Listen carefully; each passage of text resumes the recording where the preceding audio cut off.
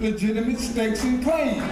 Do not let anyone get you off the fact that we have to take care of our own cultural collective. There's nothing wrong with that.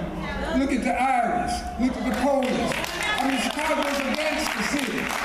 Now, another thing you gotta understand, America is a multiracial, post-industrial, regulatory, welfare, warfare nation state with the triple evils of racism, capitalism and economic exploitation, and sexism. We gotta resist that, y'all.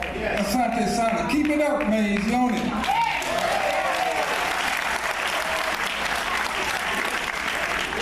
We are going to move to, can Mr. Sammy L. Cannon Sr. raise his hand, because he's got a good question.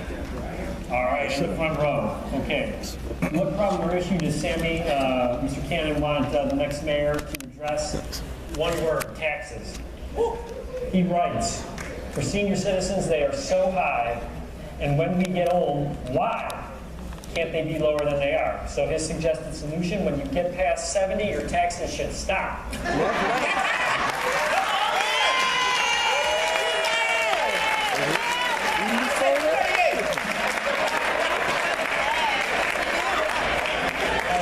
I just heard him refrain. Cannon 2023. Cannon 2023. He's on the ballot. I have paid taxes over 50 years. Lower them or stop them. Thank you. All right. Now, is that realistic in the city of Chicago, given the challenges that we're facing? It's something we've done for seniors when it comes to taxes. Roseanne, I think you should take this one. I think something should be done about taxes for everyone. And, this is not just a citywide issue. I'm going to keep coming back a little bit to that. This is a statewide as well as a citywide issue. The kind of taxing system that we have in this state and this city is pretty regressive.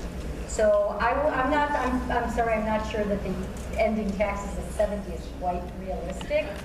But I think we need to do the hard work of I'm going to say really stepping back and restructuring our tax system.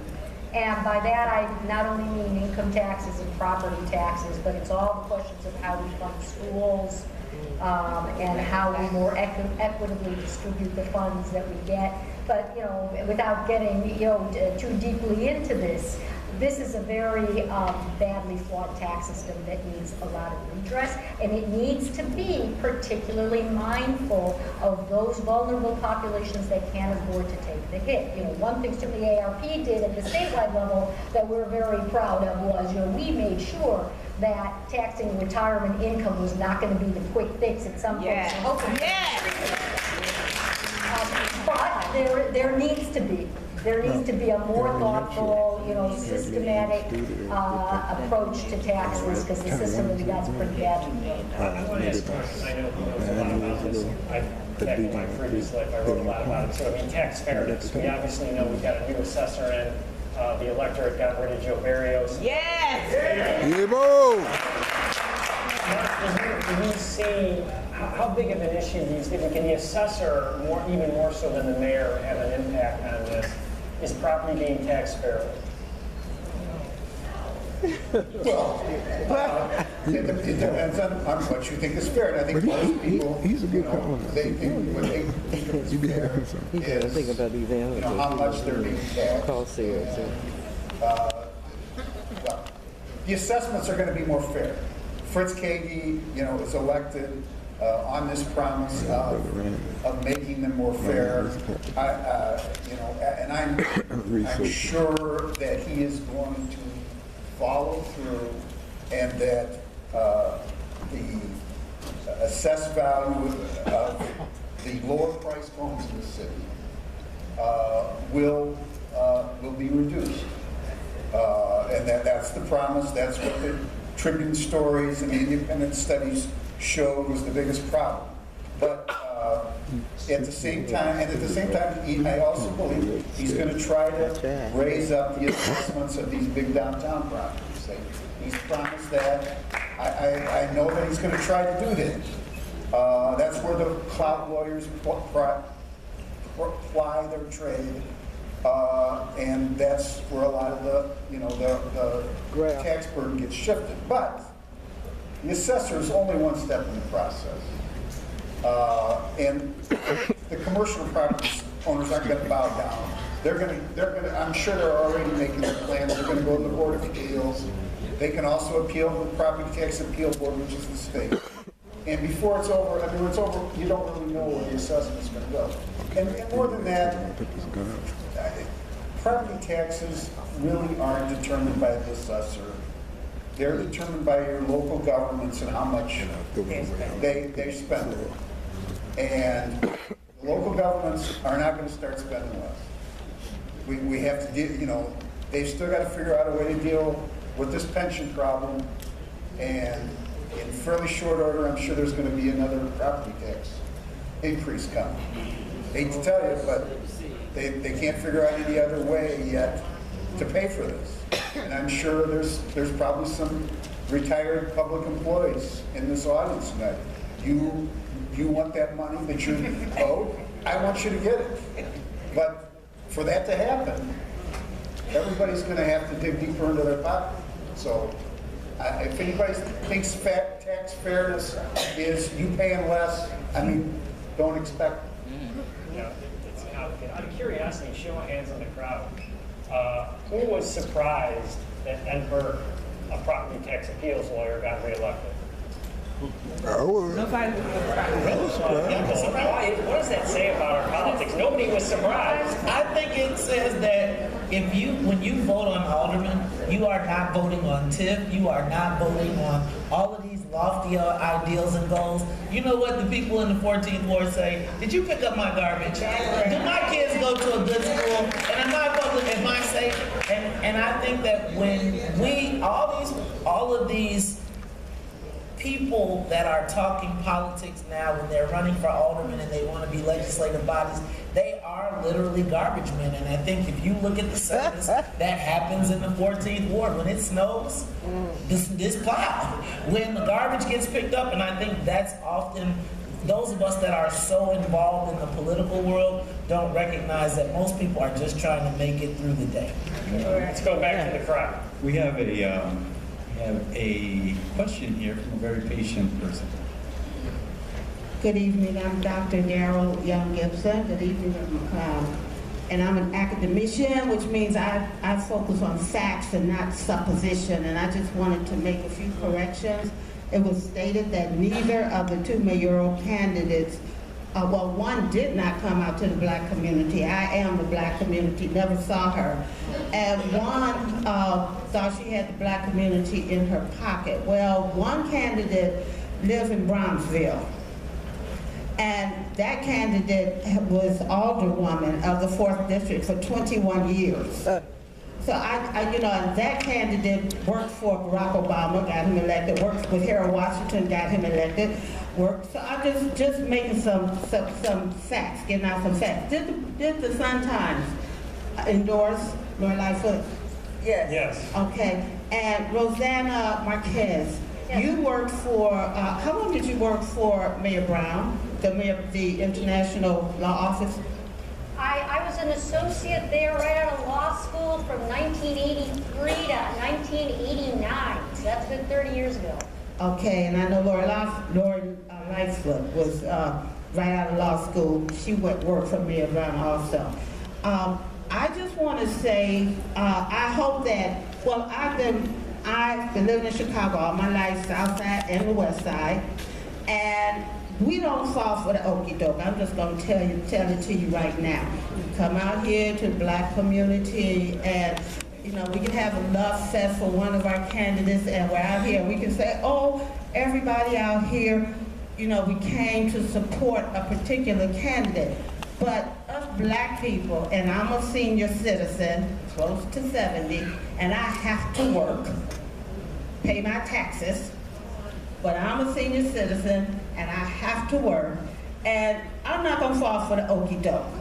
This kind of reminds me when Harold Washington was running for mayor, and we had to get out and fight for him, but you can have all the conferences or whatever you want to. I would like to see Lori Lightfoot. I'm sorry she didn't come out to my community when she ran.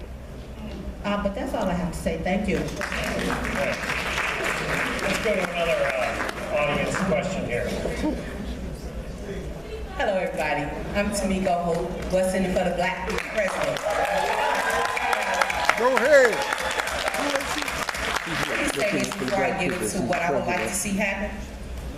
The schools. I hear everybody talking about the closing of the schools, and this may not be popular, but it's the truth.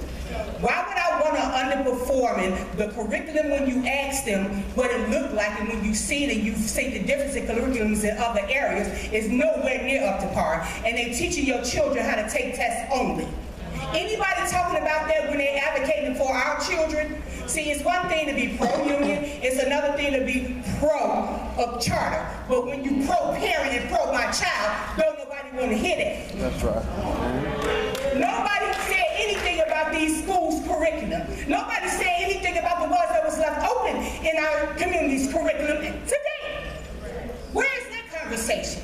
But what I want to see happen is black contracting in the city of Chicago. I want to see it spelled out in their procurement when they pretty much put out RFPs and solicitations. Speak for black only, not minority, not people of color, Go not ahead. African American, but descendants of slaves that's native to this land. We want to see that percentage be put in the. You want to try to give us some equity? Then start making these type of moves and stop doing everything dancing around it. Because for some reason, when they come to our communities, all of them, they think we're only interested in social service. No, you got some of us that go around above that and live the so-called American dream that foreigners come over here and get easy. Go ahead.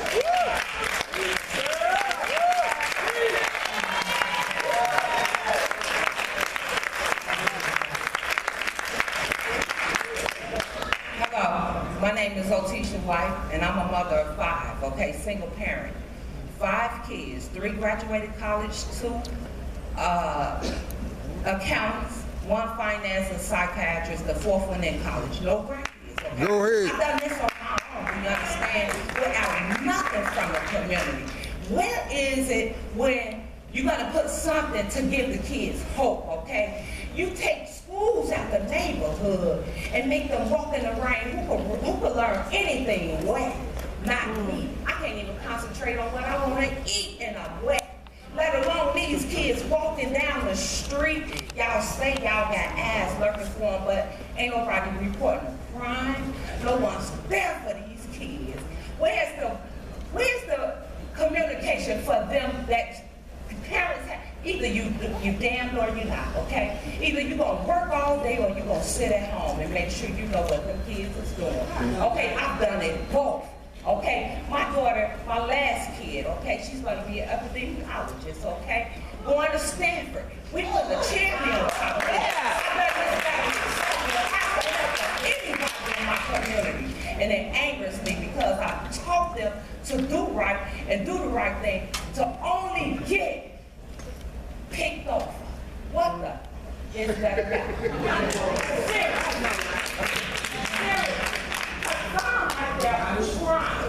And we got folks that steady denying us that's trying, okay? When are we gonna get a hand up, a letter, one step, okay? Give me a washcloth to wipe the wall down, to clam up, and make it grippable for the kids, okay? We talking about the kids now, okay? Because see, I done poured, man, so much into what I've accomplished through my 5, and to only have them be looked aside, okay? Because you done bought your kid grade to get into college, and now skip lunch, did summer school to stay ahead, but then you bought her slot. I don't like that.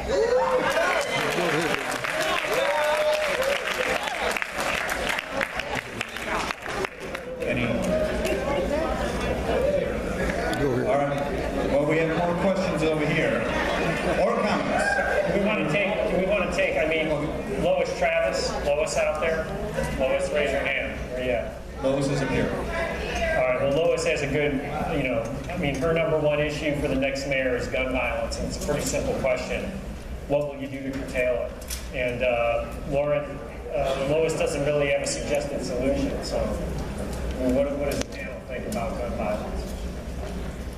We need conflict resolution taught at a very early age. I'm talking about literally kindergarten. Yes. And you know how we talk about all day preschool and all of those different things? I think that we have not had conflict resolution skills taught, and if they've not been taught generationally, then the response is, like it used to be a time when if something happened at the school and the teacher called, you were scared of what your parents was going to do. Now, you're scared of what the teacher's scared to call because of what the parent might do to the teacher.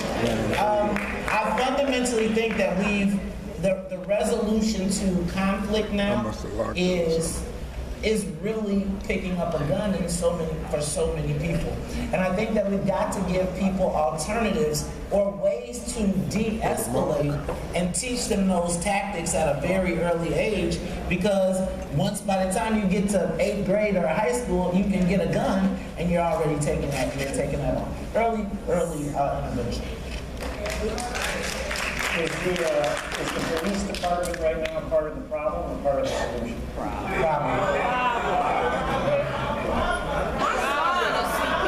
So they get the solution together. Can I say everybody? I think that our narrative regarding the police has been hijacked by the millennials. Let me just say this.